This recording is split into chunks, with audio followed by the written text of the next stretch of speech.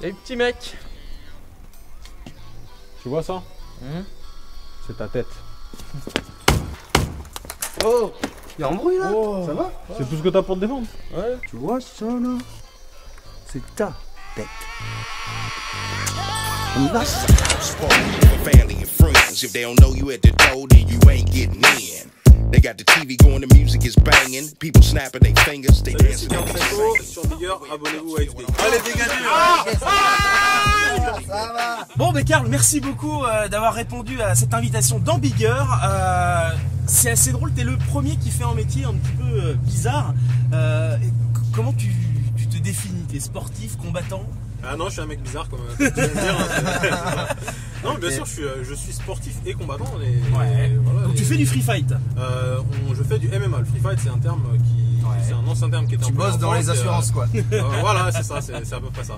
Non, le free fight, c'est un terme qui était utilisé avant en France seulement, ça n'a jamais été utilisé aux États-Unis, donc nous on appelle ça MMA, donc Mixed Martial Arts. On est toujours dans l'attente de savoir quand le MMA sera légalisé. On espère que ça sera fait au plus vite. Ça, c'est qui? C'est le ministère du sport? Ouais, c'est le ministère du sport, ouais, effectivement. Je suis convaincu que ça finira par arriver, mais quand, j'en ai aucune idée. Alors, avant, c'était vraiment la rencontre de deux combattants qui venaient d'horizons différents. Ouais. Donc on avait souvent des oppositions type judoka contre boxeur ou lutteur contre karatéka, enfin des affrontements de ce type-là. Aujourd'hui, on a tous les combattants sont complets et bon, certains avec qui ont bien sûr des bases qui sont dominantes par rapport à d'autres, mais ouais, c'est salade tomate oignon quoi. Voilà, exactement. T'as très bien résumé. Voilà. T'as tous les. Il y a un peu de sauce harissa, je pense, à la fin du combat. Ouais, ça arrive des fois. Ça commence peut à arriver. piquer. Exactement, ça peut arriver. Bon, alors tu t'appelles Karl, mais tu t'appelles aussi Psycho. Exactement. Alors d'où vient cette idée de Psycho? T'es un psycho en fait? Ben oui, t'as tout compris, tu vois. Non, en fait, le truc c'est que j'ai un vrai changement de personnalité quand je combats. Ouais. À l'extérieur, je suis vraiment quelqu'un de calme et posé. Et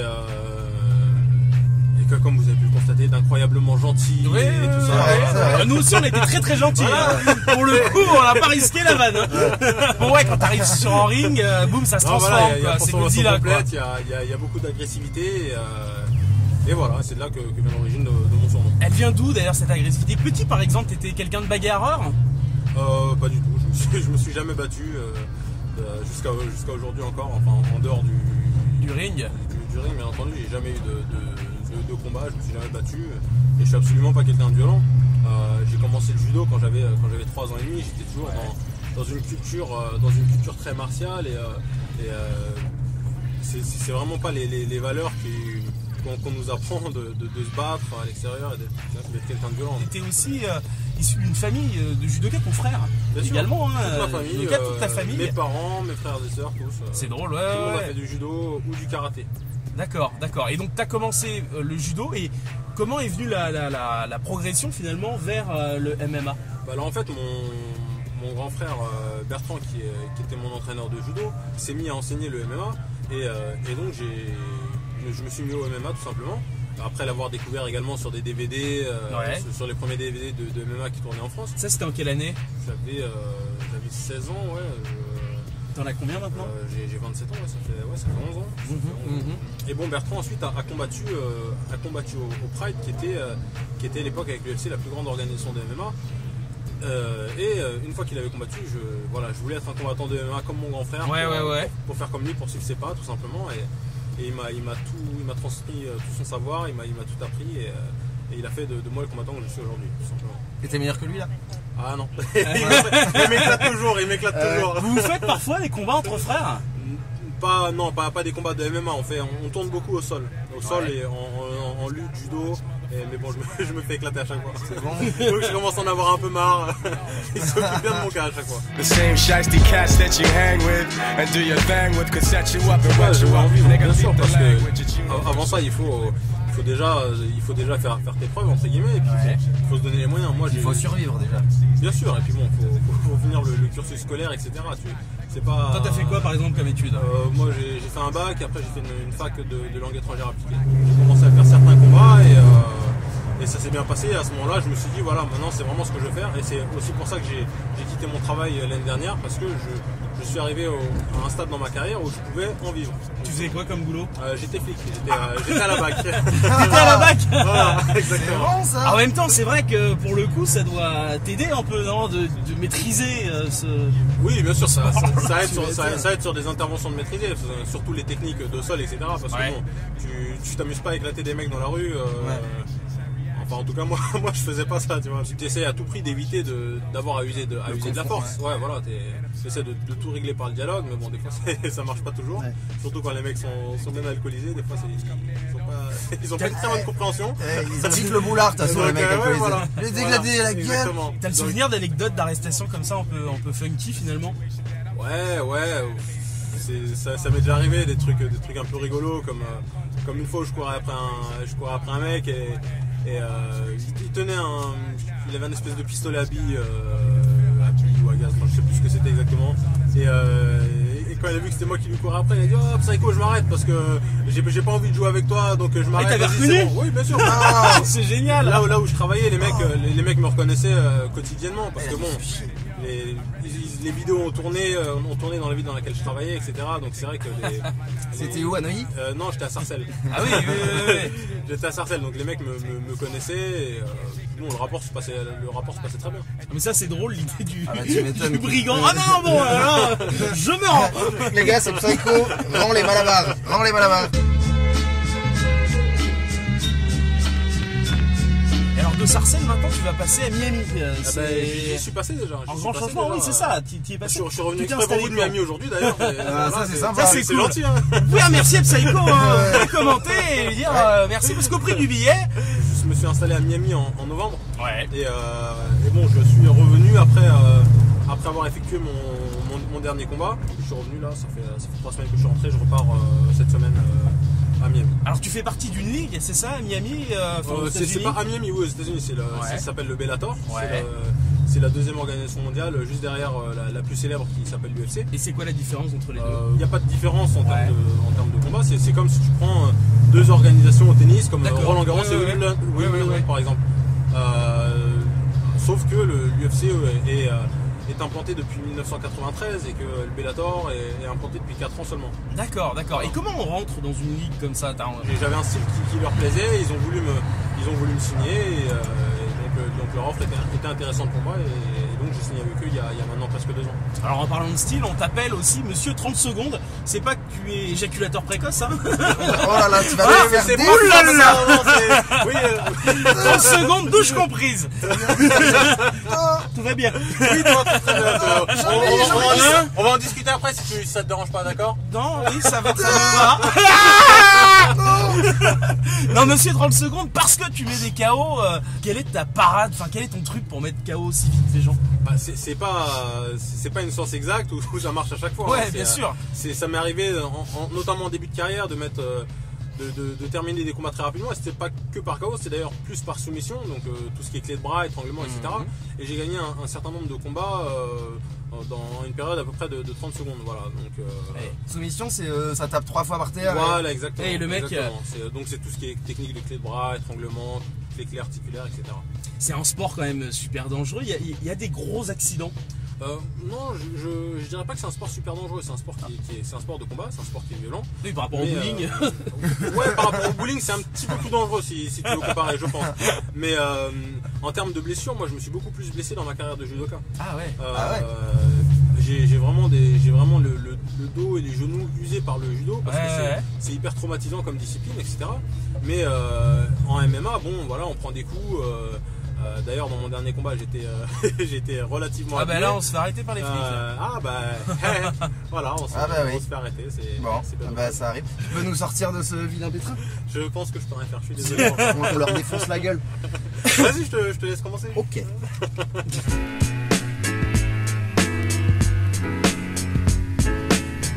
Dans ce genre de truc, il n'y a pas de mort par exemple. Non, jamais. T'as pas de Non, mec il n'y a jamais eu de mort. Il n'y a jamais eu de mort en MMA.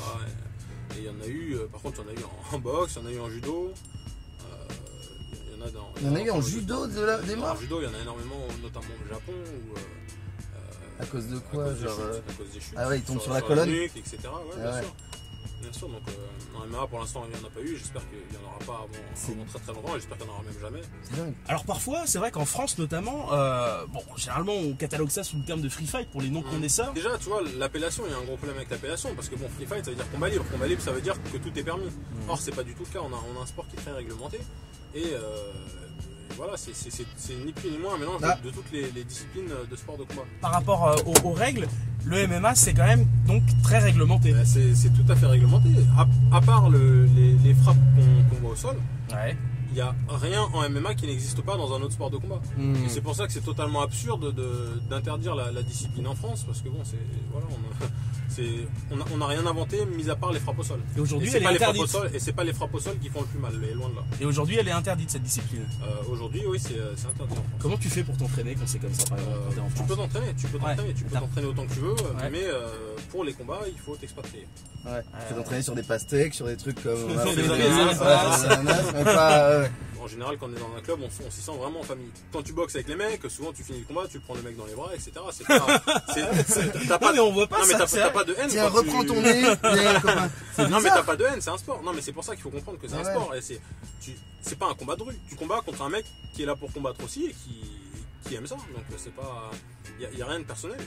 Ça, c'est au judo. Non, ça c'est à mon dernier combat. Ouais, alors ton dernier combat justement. Alors mon dernier combat. Parlons des choses qui fâchent. Ouais, Aïe, aïe, aïe. c'était. J'en écoute plus. C'est sanglant. On Hein. peut terminer l'interview. Attends, bouge Ouais, pas. Hein. c'était- Voilà, je vous laisse tranquillou. Voilà, ciao, merci. Allez, à bientôt, Martin. Pas de stress. Hein. Au revoir. Merci, ciao, Bon, c'était De toute sympa façon, les j'ai gars. pas peur. T'as les flics derrière en même temps. Donc le dernier combat, bah ça s'est pas exactement passé comme je l'avais prévu. Ouais. Donc bon malheureusement. Tu j'ai connaissais perdu, l'adversaire? Oui, je le connaissais, oui, bien sûr. Et grosso modo, il t'a battu. Ouais, grosso modo, on peut dire ça. Ouais. Ouais. Donc c'était un combat qui était prévu sur 5 rounds et le médecin a arrêté le combat à la fin du 3e round. Parce que j'avais l'œil gauche complètement fermé et la tête plutôt abîmée. T'as eu combien de points de suture en J'ai tout eu 37 points de suture. 37 points de Ouais. suture. Mais bon, ça, encore une fois, c'est une chose qui m'est arrivée qu'une seule fois dans ma carrière. C'était la plus grosse première défaite. Oui. Bon, c'est aussi un combat très important. C'est un combat pour une ceinture mondiale. Et ça s'est passé où ça? C'était aux États-Unis. C'était dans l'Oklahoma. Dans l'Oklahoma. Ouais, dans l'Oklahoma. Il y a combien de personnes qui viennent quand c'est comme ça, par exemple, dans les. Ça y est, il flippe là, Martin, tout va bien. Vous avez Je arrêté de l'ai parler calmé, de- c'est bon, on l'a calmé. Mais qu'est-ce que c'est qu'une défaite? Ah, ça va, t'inquiète. vous voulez pas- Bon, là ça t'a décrédibilisé, j'ai pas peur Ouais, de voilà, toi. complètement. Et- Je verrai les images. Non, mais de toute façon, je suis convaincu ah, si- ah oui, tu l'as bien défoncé. Je suis convaincu que si tu avais réussi à m'organiser un combat contre Martin, ce serait passé totalement différemment. Donc on peut toujours essayer d'organiser ça. On a le droit de mordre dans tes trucs ou pas? Non, non. Parce que moi j'y vais. Hein. Ça, Moi j'ai rajouté. T'inquiète pas, tu Même il y va avec son allié. Pitbull. Regarde, hop, c'est chaud. Il y a à peu près. T'inquiète pas, Martin. De toute façon, Ça, c'est tu 200 dormiras. grammes de haine, ça. Tu dormiras avant de pouvoir me mordre. Donc t'en fais pas pour ça. Ah ouais, quand même, ça va aller très vite. Oui, ça. Moi je préfère. Allez, on break. Now that I escape, sleep, walk away.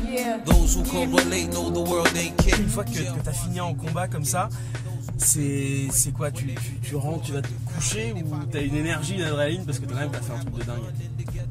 Bah, t'as pas mal d'adrénaline en général. Moi, ce que j'aime faire, c'est revisionner le combat juste Ouais. après le. Histoire de voir les nions que t'as pris et te dire Voilà, ah, la exactement, prochaine fois je exactement, pourrais donc, l'éviter celui-là.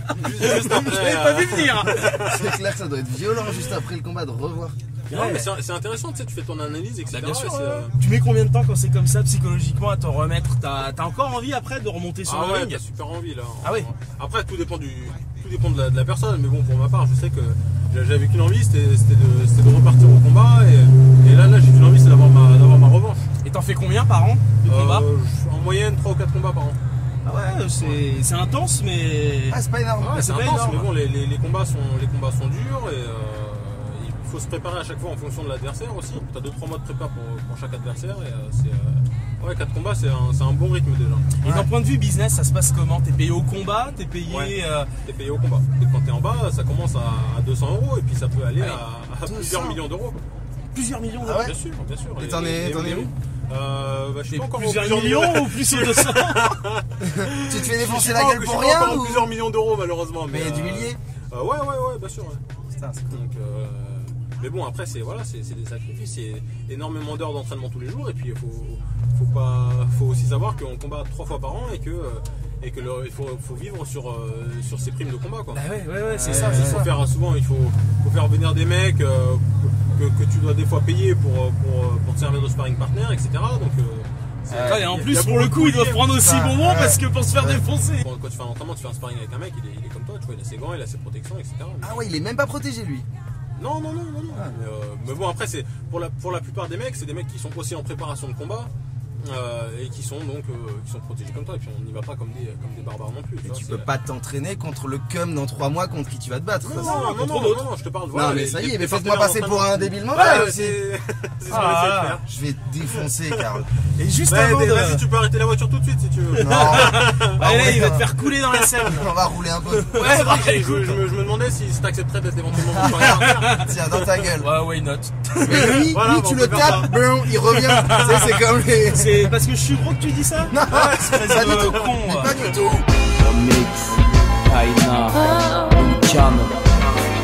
Tu parles d'entraînement, par exemple, Mike Tyson mettait du rap US à fond et surchauffait sa salle d'entraînement pour avoir une sorte d'énergie. Toi, t'as des petits trucs comme ça l'entraînement ou pas? Ouais, moi j'écoute Lara Fabian à fond. Ouais, ça te donne la haine en même temps. Si vous aussi, comme Saïko, vous écoutez Lara Fabian pour vous donner la pêche, commentez, n'hésitez pas. Juste avant le combat.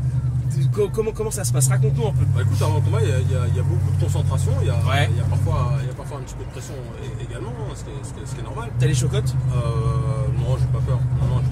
C'est une pression qu'il faut savoir gérer. Ça, tu l'as fait monter combien de temps avant, par exemple? Je la fais pas monter, tu sais, ça monte naturellement. Ouais. Plus l'événement approche, entre guillemets, plus la pression va monter, et puis la difficulté, ça va être d'être capable de gérer la pression comme il faut. Aujourd'hui, je commence à être un combattant expérimenté, j'ai 23 combats pro. C'est quelque chose que je suis vraiment habitué à rencontrer et à gérer. Et vous faites des entrées un peu folkloriques, avec comme du son et tout, un peu comme dans Rocky. Oui, alors il y a de la musique. Ouais. Tu choisis ton truc et tout. Tu choisis ta musique d'entrée. Ouais. Tu mets quoi, toi? Toujours Lara? Ouais, voilà, toujours Lara Fabian, il doit se chier. Ça passe super bien. Non, je rentre toujours sur le combat continu de Kerry James. Ouais. Et les Américains, ils kiffent Kerry James? Bah, ils aiment bien. Bon, ils comprennent pas trop les paroles, forcément. Mais, t'imagines le bouseux de l'Oklahoma qui écoute Kerry James? Ça, c'est bon. Ils aiment bien ce qui est différent. Et puis bon, c'est quand même un son qui est vraiment bien. Enfin, en tout cas, que moi j'aime beaucoup. Et ça plaît au public américain. Voilà le son que j'attendais. Pour une période tendue, quand je sors du 9-4, j'évite les coups de poing. Est-ce qu'il y a du dopage dans ce sport? Oui. Ouais. Oui. Toi, par exemple, tu es dopé ou pas? Non, pas du tout. Non.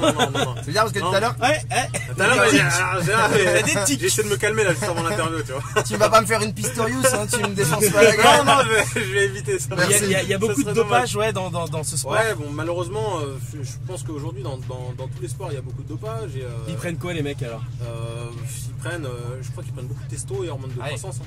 Ça donne plus de force la testo. Et je sais pas, ça favorise la récup aussi. Mais bon, les hormones de croissance, c'est pour récupérer des blessures. Ils prennent beaucoup ça pour récupérer des blessures. Ah, ça récupère plus vite, ça? Ouais. Et toi, t'as déjà proposé par exemple? Non. Il y a déjà des docteurs Maboul qui Non, pas du tout. Tu sais, j'ai toujours été encadré moi par mon grand frère. Donc c'est vraiment pas sa mentalité, au contraire. Donc c'est certainement pas lui qui allait me proposer quelque chose comme ça. Il y a des dépistages, tu fais des pipis quand même, par exemple, quand tu sors du combat, toc, tu as... Bien sûr. Mais bon, après, les contrôles antidopage, ça coûte super cher aussi. Et donc, je crois qu'ils n'envoient pas tous les échantillons. Ouais, et puis pour eux, il n'y a pas forcément. Ils ciblent 3 mecs et ils envoient les échantillons. Ouais. Et ta vie à Miami alors? Parce que bon, Miami c'est quand même une ville où tu peux y faire la fête, mais je présume que dans ton sport tu dois avoir une hygiène de vie assez clean quoi. Par exemple, tu bois de l'alcool ou pas? Non, du tout. Tu bois pas d'alcool, tu ne fumes pas, je présume? Non. Tu ne te drogues pas?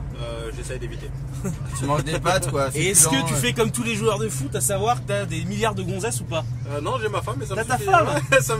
En fait, t'es le gendre idéal quoi. Là, sauf que tu es marié depuis combien de temps? Je suis marié depuis, ça va faire 3 mois là à peu près. Ah oui, c'est tout nouveau. Et elle a pas peur, elle, par exemple, de te voir monter sur le ring? Ah si, elle a assisté à mon dernier combat là et Elle a eu très peur. Adrienne.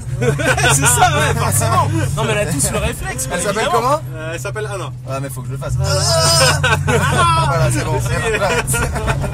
Et elle te demande pas d'arrêter, elle te dit Non, pas, non, surtout pas, parce que elle sait que c'est ma passion et elle voudrait certainement pas que je renonce à ma passion. Parce qu'elle sait que c'est ça qui me fait vibrer et que c'est ça qui me rend heureux. Donc c'est même pas quelque chose qui est envisageable. Et puis elle est avec moi en tant que combattant. Si elle me demandait d'arrêter, ce serait absolument pas logique. Ça me donne des forces de la voir dans le public. Ouais, beaucoup. Parce Ouais. qu'elle me soutient vraiment énormément. Et puis c'est quelqu'un de très positif. Donc ouais, c'est vraiment super de l'avoir à mes côtés quand je combats. Et elle a accepté de déménager à Miami, de te suivre, comme ça, quoi. C'est beau. Ouais, c'est beau, c'est Vous habitez, chouette. vous Vous pouvez habitez lâcher dans- le petit C'est commentaire. beau. hein. Lâchez votre larme aussi en même temps. Lâchez votre larme Ouais. en commentaire, c'est quand même Ah, merde alors. Et vous êtes dans l'immeuble de... T'es dans l'immeuble de la fouille de et la Groff, fouille ou- Booba. Exactement. Ouais. C'est mon Je voisin. crois que tu de mets palier. tout le monde d'accord là. Bizarre, ils te clashent pas eux, toi. Non, bizarre. Quand tu étais petit, t'avais des films cultes. Bon, je présume que ça devait pas être Bambi, mais plutôt Kickboxer, non? Ou pas? Basic Instinct, j'aimais beaucoup. C'était mon côté cul, ça. Non, Parce que Michael Douglas, dans le film, on peut pas dire que ça soit en grand karatéka, quoi. Mais voilà, non, film culte, j'adorais Kickboxer, Ouais. Bloodsport et La Fureur du Dragon. Ça, c'était vraiment Ah mes ouais. 3 films. La fureur du dragon, il est fou. bah Ah oui, ouais, mais ouais. Kickboxer finalement et Bloodsport avec Van Damme, c'est vrai que c'était le mythe de l'Européen qui part à la conquête, soit de Bien sûr. l'Asie, soit des États-Unis. Van Damme, par exemple, c'est un mec que tu connais. Non, je le connais Non. pas. Je le connais pas personnellement. Tu penses que c'est une shot maintenant ou pas? Oh non, pas du tout. Non. Moi, tu sais, Van Damme, bon, c'est quelqu'un que j'ai beaucoup admiré étant gamin. Donc, moi, je serais super honoré de le rencontrer, vraiment. Ouais. J'ai- T'as déjà des restas qui sont venus te voir? Tu sais que dans le public, Non, il y a à alors part De vous, Niro. personne. Ah, mais voilà. Il y a eu que vous deux. Alors si vous voulez lâcher un petit Un petit commentaire à nouveau et abonnez-vous à XP.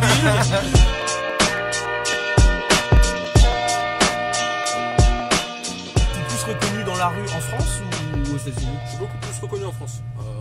Parce que je pense qu'il y a une énorme base de fans de MMA en France et on n'est pas énormément de combattants à être à très haut niveau. Donc il y a effectivement beaucoup de fans de MMA en tout cas qui reconnaissent les 5-10 meilleurs combattants de MMA français. Et la retraite pour un combattant? Ça va beaucoup dépendre de chaque combattant. Ouais. Il y a des combattants qui vont s'arrêter à 32-33 ans. Ah ouais, Il y a des donc combattants qui vont pousser jusqu'à laps de temps. 45-46 ans dans les cas les plus extrêmes. T'as un Donc, laps de temps très court en fait de carrière. Non, t'as pas un laps de temps très court parce que la majorité des combattants s'arrêtent, je pense, aux alentours de 35 ans. D'accord. Si je m'arrête à 35 ans, moi ça me laisse encore 8 ans. Ouais. Tu vois. Donc c'est quand même une longue carrière, sachant que j'ai fait mon premier combat pro à 20 ans. Ah ouais. Donc bon, après. On a déjà dans les bottes quoi.